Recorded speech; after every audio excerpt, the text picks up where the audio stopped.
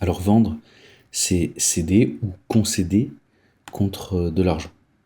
Donc se vendre, c'est se concéder contre de l'argent. L'idée de trouver des partenaires de travail, c'est souvent corrélé à l'idée de se vendre. Alors premièrement, pour trouver des partenaires, il faut soi-disant se montrer, il faut réseauter, faire partie de tel ou tel groupe. Et lorsqu'une affinité passe, on va avoir tendance à faire un geste envers la personne ou l'entreprise qui nous donne une opportunité. Et c'est à ce moment précis que l'on va se vendre, et souvent, on se vend beaucoup trop. Donc l'affinité qui souvent rapproche simplement des valeurs d'un côté et de l'autre, que ce soit entre deux personnes ou entre deux entreprises, ça ne devrait pas nécessiter le fait de se vendre ou de concéder quoi que ce soit. En effet, quelle est la logique qui dit que parce qu'on a la même façon de voir les choses, on doit concéder des prix? Deuxièmement, lorsque on souhaite travailler avec quelqu'un, en premier lieu, je pense qu'il faudrait se poser une question simple, avant de voir s'il y a des affinités qui passent, mais c'est de se dire à quel point je peux régler ta ou tes problématiques de manière technique. Est-ce que le service que je propose peut régler ton problème? De cette manière, ce ne sont plus les affinités de valeur, parce que ces affinités de valeur, c'est souvent l'humain qui transparaît.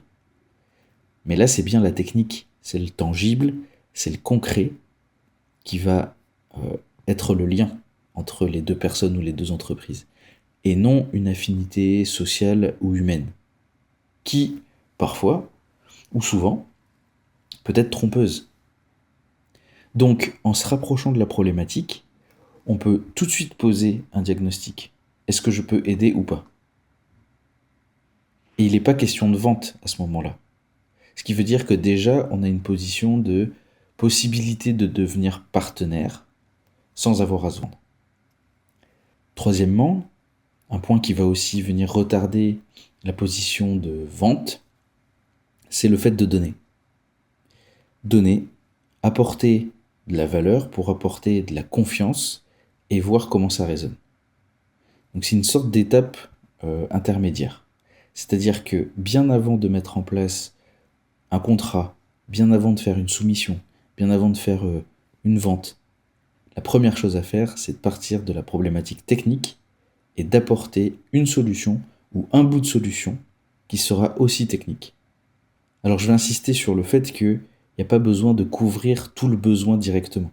Ça peut être juste un élément, un aperçu. L'important, c'est de pouvoir couvrir minimalement un bout du besoin technique de la personne qui est en face de nous. À partir de ce moment-là, si vous avez visé juste, vous allez voir la réaction sur le fait de régler le problème du futur partenaire et de cette manière entrevoir les possibilités toujours techniques. C'est une transaction. La personne explique son problème, vous lui donnez quelque chose pour le résoudre. Si vous êtes en mesure de. D'ailleurs, c'est un point assez important, si vous n'êtes pas en mesure de répondre minimalement à un bout du projet, mieux vaut laisser passer le projet.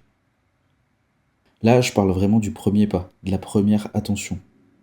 Et ça, habituellement, on le sait tout de suite, au moment où la personne elle expose son projet. Et c'est, selon moi, de cette façon-là que naîtront des partenariats sains.